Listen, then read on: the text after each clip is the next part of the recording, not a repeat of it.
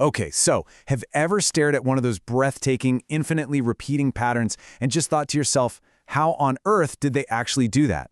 Well, the secret is actually way simpler than you might think. Welcome to this explainer. Today we're going to unravel the hidden geometry behind some of the world's absolute most mesmerizing artwork. We are diving deep into the incredible intersection of math and art through something called tessellations.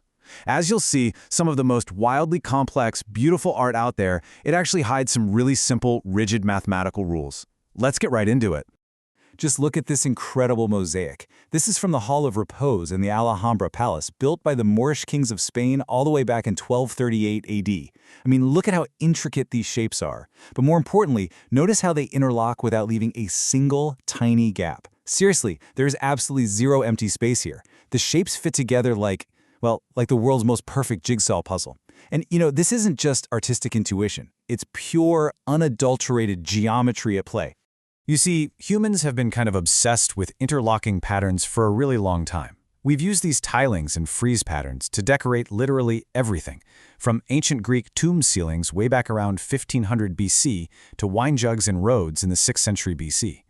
But for our explainer today, the most fascinating leap happens across this massive 700-year gap. Just think about that jump, from the Alhambra Palace in 1238 all the way to the famous Dutch artist M.C. Escher in 1938.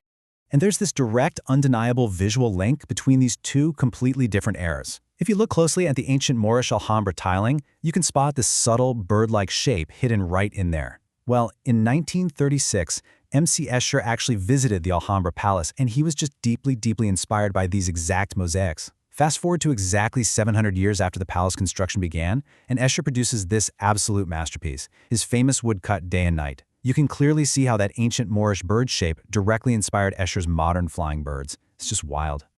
Section 2. The Mathematical Recipes. Deconstructing the Magic. So, how exactly did Escher, and the Moorish artists before him for that matter, actually pull this off?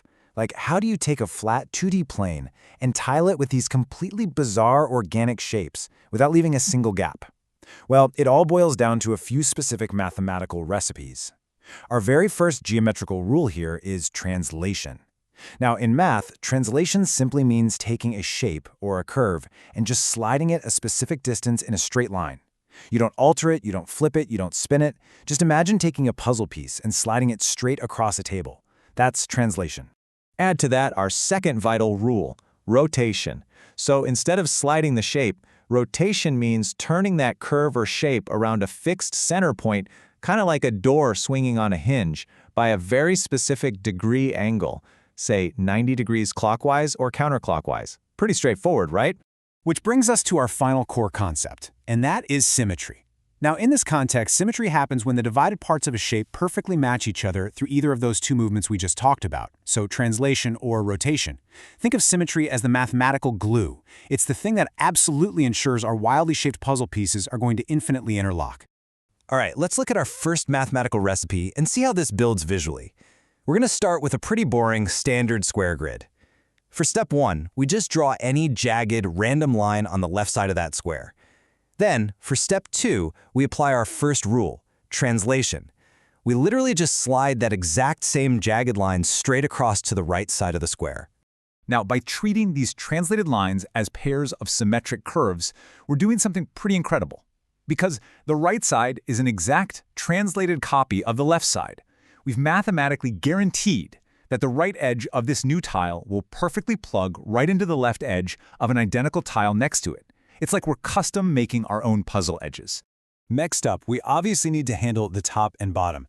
So we draw a completely new curved line connecting the two top corners of our square. And then, yep, you guessed it, we apply translation again.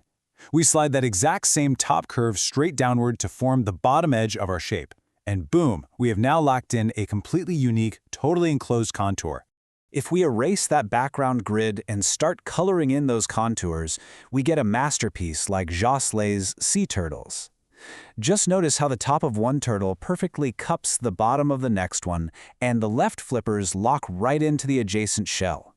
By simply using that one rule of translation, this intricate design is mathematically guaranteed to tile the plane infinitely, literally forever. Moving on to freedom of transformations, the power of rotation. But artists like Escher, they didn't just want to slide shapes around, they wanted a lot more dynamic movement. And substituting rotation for translation, well, that gives the artist some seriously wild creative freedom. Let's see how this changes the game. We're back to our square grid. We start by drawing a curve on the left side, just like we did before. But this time, instead of sliding it across, we rotate it 90 degrees clockwise right around that bottom left corner. See how that curve has swung down to become the bottom edge of the square? By rotating it precisely 90 degrees, the mathematical symmetry absolutely still holds. Okay, now we tackle the remaining two sides. We draw a new curve on the top edge of our square.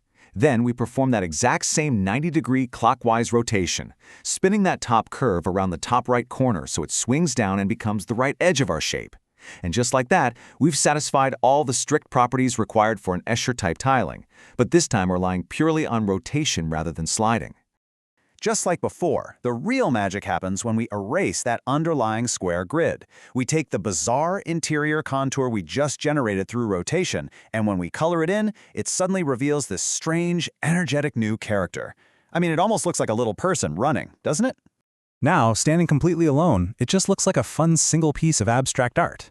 Honestly, you never guess it was born from a rigid square grid. But because of how we built its borders using that 90-degree rotational symmetry, this little character has a hidden superpower.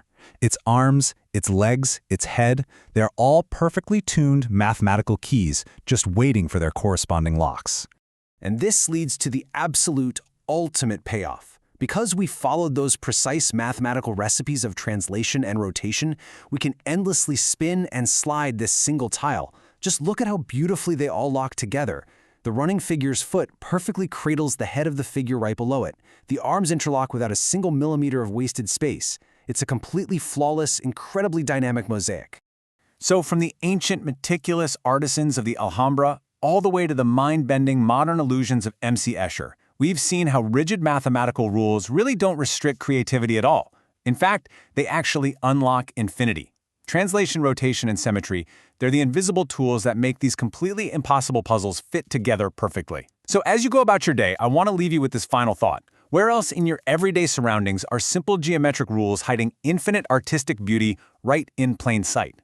Take a good look around. You might be surprised, because the math is everywhere. Thanks so much for joining me on this explainer, and keep exploring.